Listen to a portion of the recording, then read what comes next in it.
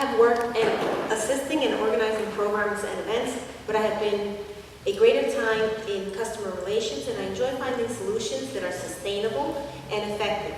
What makes me very good at this job, what would make me very good at this job, is that I take customers' issues and make them my own until they are resolved. As parents, we have more in common than we have differences, and working towards common issues will improve our schools and our city. Actually, I have a quick follow-up question on that. Many of us here have attended the board meetings that happen every month, and I assume everybody in the panel has also attended a monthly board of ed meeting. And one of the things that many people talk about is the unwelcoming environment that the board of ed meeting is when a parent chooses to stand up and address the board, where there's this gigantic table with a parent standing at a podium that's 40 feet away from the people. What do you think of that environment, and how would you change that?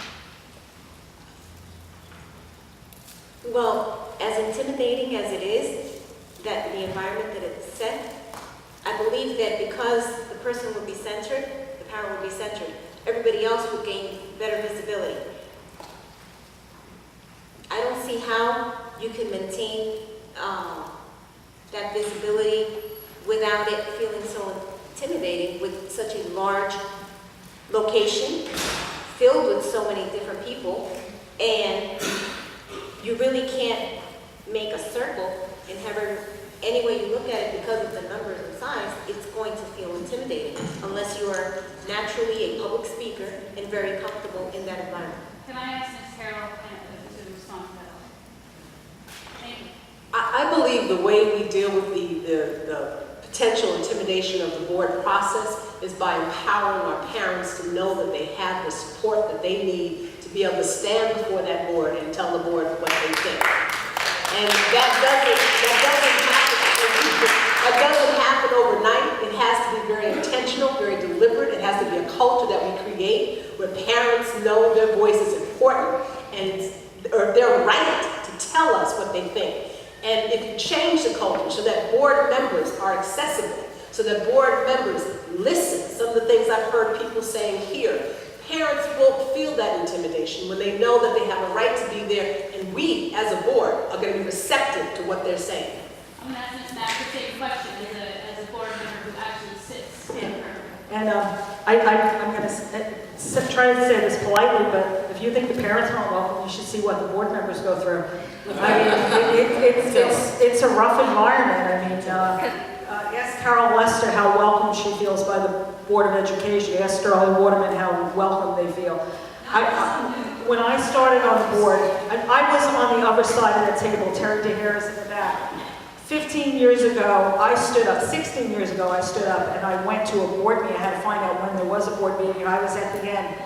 I came on and I won, you know, throw in all these people out here and know my story. You don't have to hear it. But the problem is, and I hear Dr. Epps say it all the time, he says, why are you here? You should be back at the schools. You shouldn't be here. Well, I take everybody, I'm in the phone book.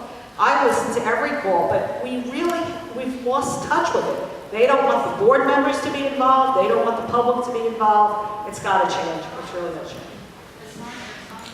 What question you want? I didn't get to answer the previous question also. Okay. Your full minute and a half. Okay. Going back to the executive decision-making process, this question involves so much. You know, I'm not going to sit up here and make campaign promises to you and say, I'm going to do this and I'm going to do that. And when I get on the board, realize, uh-oh, wait a minute, put the brakes on.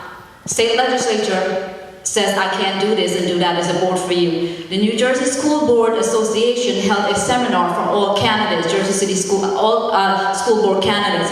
I took them up on that and I attended that seminar. I just want to let you know from the New Jersey School Board Association, what are our roles, if elected, to be on that board. School boards are thus agents of the state, charged with administering the school function delegated to them by the legislature. We're not local elected official, if elected, we're state elected. More importantly, what is the relationship between the board and the superintendent who makes the final decision? The function of the school board is not to run the school, but to see that they are run effectively. With that said, I believe firmly to make any executive decision, you have to be well informed of what it is that you're going to make a decision that's going to affect something so important as our children's education. My tenure with the Department of Public Affairs has been there for 13 years as a manager. I work closely with the department director to oversee a $14 million budget and